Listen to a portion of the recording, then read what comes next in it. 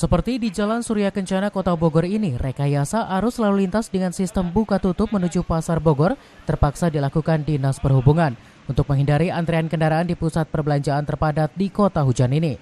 Personil Dinas Perhubungan setempat juga disiagakan di setiap titik yang biasa dipadati angkutan umum dan juga kendaraan pribadi.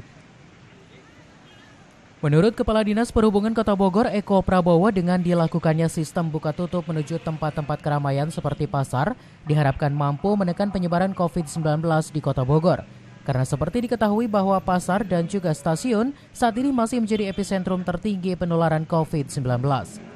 Untuk buka tutup di Pasar Bogor, jika kepadatan lalu lintas di Pasar Bogor itu sudah tidak membukan lagi untuk area otista itu masuk ke jalan sultan, kita tutup sesuai situasi kondisinya sampai di dalam ini lancar kembali. Kemudian baru dibuka. Begitupun juga ini yang padat lagi kita tutup lagi, sekalikan. Itu teknik rekayasa lalu lintas yang kita pakai di Dinas Perhubungan. Ini survei sudah kita lakukan, hanya pasarannya mulai tadi. Survei sudah.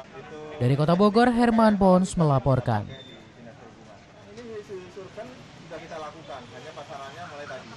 Survei sudah awal-awal sudah kita lakukan. Jadi memang